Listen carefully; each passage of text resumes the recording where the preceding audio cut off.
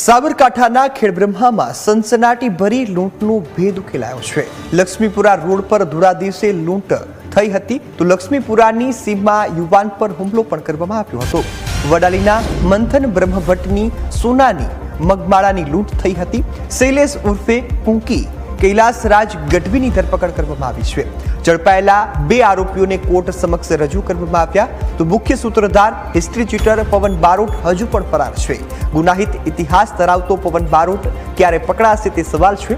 આરોપી પકડથી દૂર છે જ્યારે તંત્ર છે તેની આબરૂ પર હાલ દાવ લાગેલો જોવા મળી રહ્યો છે।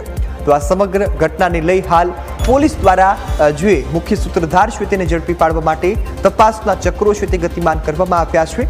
જો કે આ સનસનીખેજ લૂંટના કેસમાં જે આરોપી છે તેને પકડી પાડવામાં સફળતા મળી છે। તો ઝડપાયેલા બે આરોપીઓને કોર્ટ સમક્ષ રજૂ કરવામાં આવ્યા છે અને તેમની વધુ પૂછપરછમાં મુખ્ય સૂત્રધારની વિગતો બહાર આવે તેવી શક્યતા છે। આ શક્યતા વચ્ચે હવે તપાસ છે તે યથાવત જોવા મળી છે। મુખ્ય સૂત્રધાર હિસ્ટ્રી ચીટર પવન બારોટ હજુ પણ ફરાર છે। ગુનાહિત ઇતિહાસ ધરાવતો પવન બારોટ ક્યારે પકડાશે તે સવાલ છે। હાલમાં આરોપી છે તે ફરાર થતા તંત્રની આબરૂ પર દાવ લાગ્યો છે। આપણી સાથે સંવાદદાતા ચિરાગ છે તે ફોન લાઈન પર જોડાઈ ગયા છે। જી ચિરાગ, લક્ષ્મીપુરાની સીમમાં થયેલી જે લૂંટ અને હુમલાની ઘટના હતી તેમાં બે આરોપીઓની ધરપકડ કરવામાં આવી છે, શું વધુ અપડેટ? લક્ષ્મીપુરા ખેડબ્રહ્માની ઘટના છે કે જ્યાં સનસનાટી ભરી લૂંટનો જે કિસ્સો છે તે સામે આવ્યો હતો ને જે કેટલાક ઇસમો છે તે લોકો દ્વારા લૂંટ ચલાવવામાં આવી હતી। ખાસ કરીને આ જે યુવક છે તે વડાલીનો રહેવાસી હતો ને વડાલીના યુવક છે તે લક્ષ્મીપુરા થઈને પસાર થઈ રહ્યો હતો કે યુવકને જે આંતરી લેવામાં આવ્યો હતો ને ત્યારબાદ તેની સોનાની મગમાળા છે તેની લૂંટ ચલાવવામાં આવી હતી।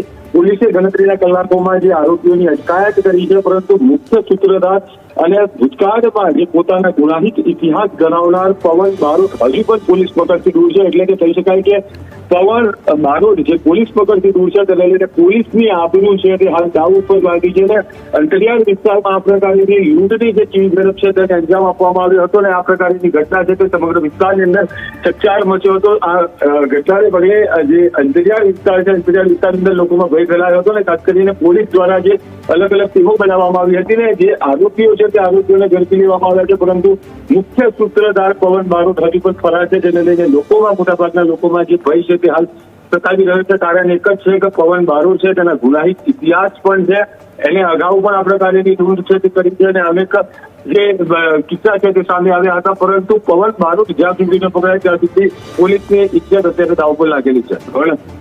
જી બિલકુલ ચિરાગ, સંપૂર્ણ વિગતો બદલ આપનો આભાર।